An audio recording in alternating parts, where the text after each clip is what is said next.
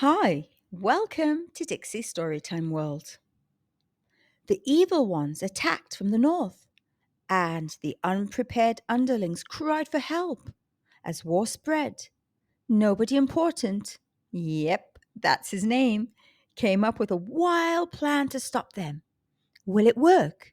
Well, follow along to find out in this awesome book by Lee J Mavin. To get your copy, please check the links in the description at the bottom of this video. The evil ones attacked the underlings with their savage swords and wicked ways. The once wise and creative world of the underlings was under siege with the enemies from the north. They came with their fire and folly, mounting wild beasts from above, raining down thunder and chaos to the western lands of the underlings. They were led by the shouting king, a hairless monster with a crown made from stolen underling treasures. The underlings tried to respond with a war of words from their elders, but the evil one seemed bent on destruction and tunneled further west. The underlings thought they could deter their might by broadcasting the terror to the world. The higher elders and the wise chieftains chattered away, devising plans to strike back, and the artiest artists painted their flags blood red and cried to the world for help.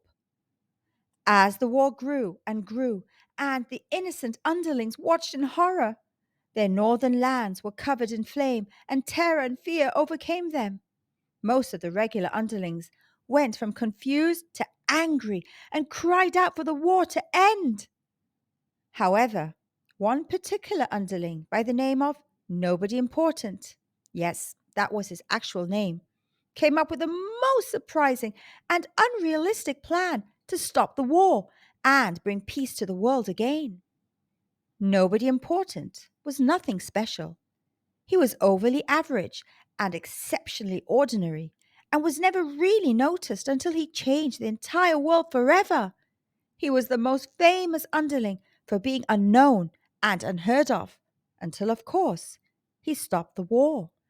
But how could such a strangely normal underling cause such an unlikely impact, you ask?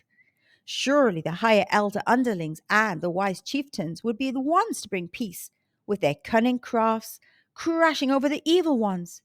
They could sway their power with clever plans and rob the evil ones of their much needed fruits and grains. Surely the most magic illusionists of the underling order would be able to cast a spell over the war and make it all disappear, and would be able to trick televise their vanishing to the new world. Surely the artiest artists would save us all. They would paint such a horrid picture of what these evil ones have created that when everyone sees it, the evil ones would cower and cry and return to their dark dungeons.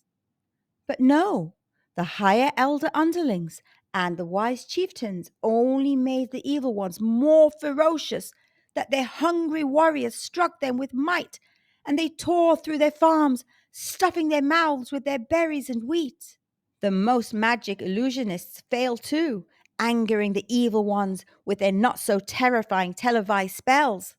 The evil ones quickly mimicked their spells and televised their own lies to their people, and their armies grew and grew with blind soldiers.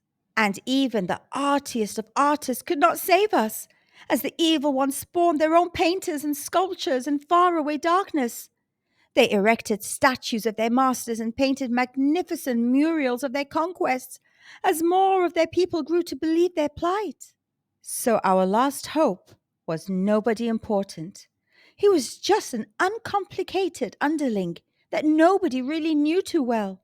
How could someone so unfamiliar bring a stop to all this madness? Well, Nobody Important was a bit of a poet, so I guess he wasn't nobody important after all.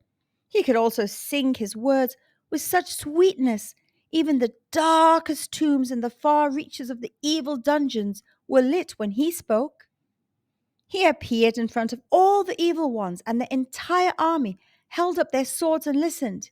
He sang, "All of you sword wielders, you boulder tossing warmongers, you have created monstrous mechanisms that crush the earth and drain its life." Then the underlings circled around behind him. The higher elders and the wise chieftains put down their parchments, and the most magic illusionists lowered their wands. The artiest artists crawled in next to him and put down their paintbrushes. Nobody important continued. All of you wiser word sayers, you trick-twisting peace criers, you have fed the monsters with your own fears, and now you mirror each other lives. The underlings looked at the evil ones, and suddenly they didn't seem so different. And that was all it took. A look at each other, face to face. After hearing those words sang by nobody important, the war ended quickly, and peace was finally restored to the lands.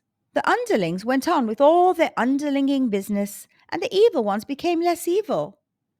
Nobody important went back to his overly average and exceptionally ordinary life.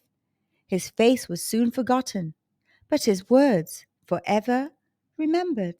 The young underlings and infant, not so evil ones, often sang his words as the sun sets over the western peaks. Their sweet song echoes into the far north and trickles down into the west. Warmongers, you have created monstrous mechanisms that crush the earth and drain its life. Peace criers, you have fed the monsters with your own fears, and now you mirror each other's lives. The end. Thank you for listening. Don't forget to hit the subscribe button on your way out.